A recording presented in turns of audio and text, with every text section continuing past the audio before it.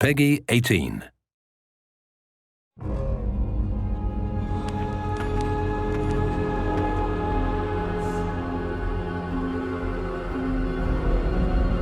Hey,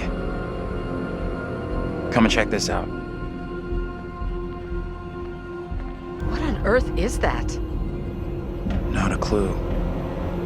Hi, I'm Pete Samuels. I'm the CEO of Supermassive Games and the director for the Dark Pictures Anthology. My intention for today is to give you some background to the story, the evolution of gameplay, and to help you build a picture of where Little Hope is both similar to and different from Man of Medan. But first, a short recap on what the anthology is and the team's intentions. The anthology is a series of intense, standalone cinematic horror games, released on multiple formats. Each is a new and totally different story with new characters, new settings, and inspired by different subgenres of horror. How you play and the decisions you make will determine whether your protagonists live or die during the course of each game. And each is designed from the ground up for massive replayability, with branching storylines, different endings, and multiple modes of play, including couch co-op and the critically acclaimed two-player online shared story mode. So let's talk about Game 2, Little Hope.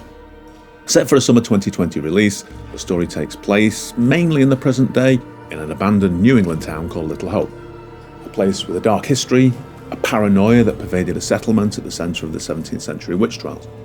As before, it's multi-platform, 4 to 5 hours single player, with the alternative Curator's Cut playable story where you control different characters. And with couch co-op and two-player online mode to play, both of which were received very enthusiastically first time out. The game centres around a whole new cast of playable characters, a small college class on a field trip in Massachusetts, Taylor, Andrew, Daniel, and a mature student, Angela, with their professor, John. Following a bus crash, they find themselves in the deserted town of Little Hope, and are prevented from leaving by a dense and mysterious fog. But Little Hope isn't just deserted. As I've said, it's a New England town with a dark past, and with plot lines influenced by the Andover and Salem witch trials, and the recounting of these in Arthur Miller's The Crucible, our story forms around paranoia, brutal executions, and the pursuit of redemption. As they explore Little Hope, looking for an escape, they try to understand the meaning of these events, the root of the evil, and how it is directly connected to them. Why come to Creepy Central just to get a top-up? What does that mean? The more obvious cinematic and literary influences for the game include The Witch, Season of the Witch, and Blair Witch, but people will recognise some other strong influences, such as Hellbound Heart, Hellraiser, and other similar works by Barker, and indeed Silent Hill, and two of my personal favourites, It Follows and The Omen. Interestingly, our studio is just a stone's throw from Guildford Cathedral, which features strongly in Richard Donner's 1976 classic. A basis in real or mythological events is a core component of each of the Dark Pictures, and as I touched on earlier, Little Hope's basis lies in the New England witch trials of 1692. And something I hadn't realised until researching the subject is that during that period, more people were accused and arrested for witchcraft in Andover than were in the neighbouring town of Salem. And it was through studying a map of Andover in 1692 that we came up with the name for our fictional town of Little Hope. But our quest for historical authenticity doesn't end there. Who the hell are you? Why are you dressed like that? The first step in designing our 1692 characters was to enlist the services of a British TV and film costume designer who researched the period extensively to create sketches, source materials, and garment samples as reference for his designs, which our artists have recreated in great detail for our authentic 17th century pilgrim characters. But other than the story, the characters, the tone, the influences, and the subgenre, how does Little Hope differ from Man of Medan? I have a bad feeling about this.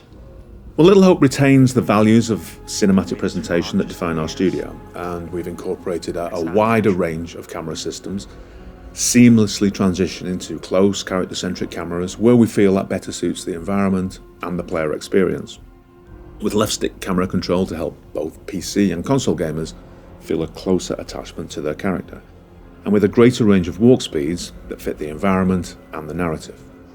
Building on feedback from a growing Dark Pictures community, their team have developed the controls and interface to provide clearer context improve the player's understanding of the world and events, and increase the engagement in the story through improved pacing and fluidity. These include context for interacting with objects in the world, QTE alerts that inform players of the location of an upcoming QTE, and the action that the character will perform if successful.